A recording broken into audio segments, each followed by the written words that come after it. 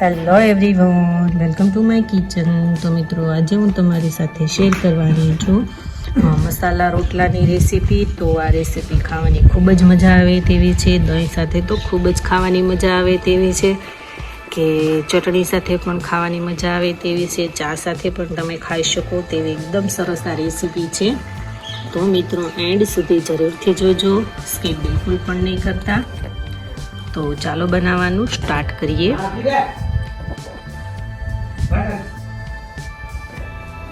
તો અહીંયા મેં મેથી લીધી છે, કાંદો લીધો છે, ક્રશ કરી લીધો છે, અને મેથીને મેં સારી રીતના વોશ કરી અને કટિંગ કરી લીધી છે।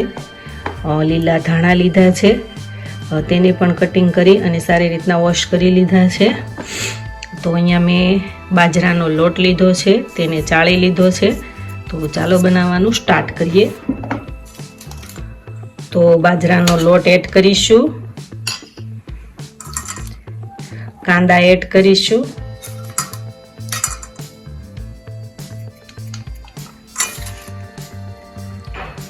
મેથી એડ કરીશું, લીલા ધાણા એડ કરીશું, હળદર પાવડર એડ કરીશું, ચટણી પાવડર એડ કરીશું 1 ટેબલ સ્પૂન જેટલી, અને 1 ટેબલ સ્પૂન જેટલી હળદર, સ્વાદ અનુસાર મીઠું, ધાણા જીરું પાવડર। તો હવે તેને સારી રીતના મિક્સ કરી લેશું અને લોટને મસળી લેશું। ગેસ ઓન કરીશું,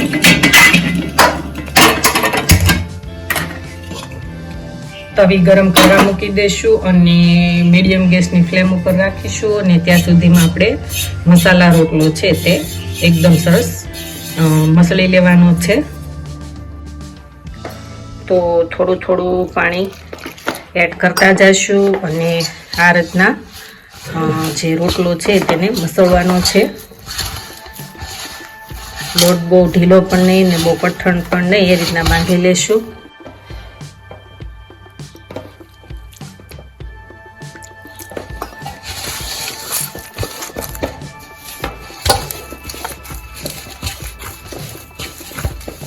આ રીતના સારી રીતના મસળી લેશું। મસાળવાથી આપણો રોટલો છે તે એકદમ સરસ મીઠો બને છે।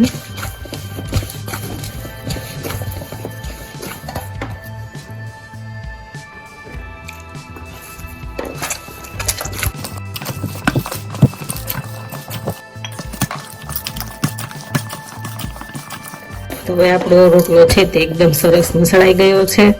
તો હવે નાનો એવો આ રીતના ગોળ લોહી વાળી લેશું।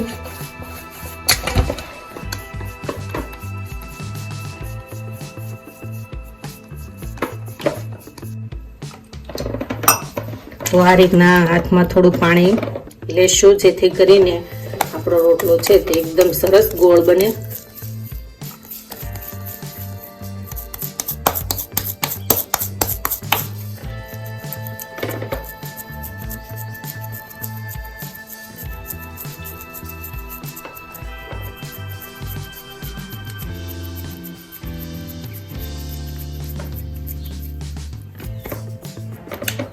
તો ઉપર થોડું પાણી લગાવશું, જેથી કરીને આપણો રોટલો છે તે સરસ મજાનો ગોળ બને।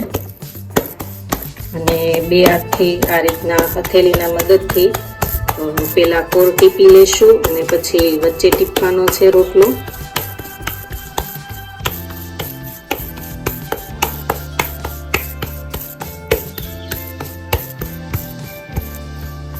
તો તમે જોઈ શકો છો કે આપણો રોટલો છે તે એકદમ સરસ ટીપાઈ ગયો છે। તો તેને આપણે લોઢીમાં એડ કરી દઈશું। તો હવે આપણી લોઢી છે તે એકદમ સરસ ગરમ થઈ ગઈ છે। તો આ રોટલો છે તેમાં આ રીતના એડ કરી દેવાનો।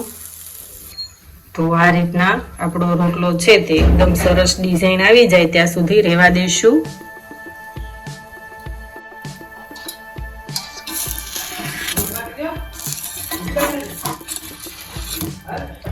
તો તેની આ રીતના જે સાઈડ છે તે આપણે ચેન્જ કરી લઈશું। તો તમે જોઈ શકો છો કે આપણી ડિઝાઇન છે તે એકદમ સરસ એવી આવી ગઈ છે.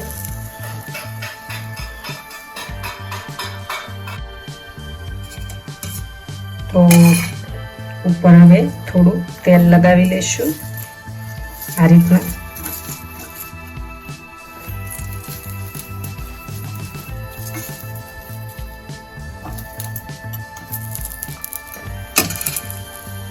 તો હવે તેની બીજી સાઈડ છે તે પણ આપણે આ રીતના ચેન્જ કરી લેશું. તો તમે જોઈ શકો છો કે બીજી સાઈડ પણ તેની ડિઝાઇન છે તે એકદમ સરસ એવી આવી ગઈ છે.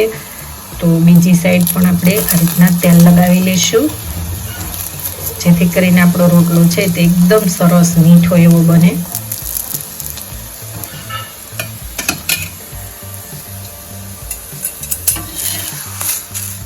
તો તેની ફરીવાર બીજી સાઈડ ચેન્જ કરી લેવાની છે. જ્યાં પણ તમને કાચું એવું લાગે ત્યાં વધારે શેકાવા દેવાનો.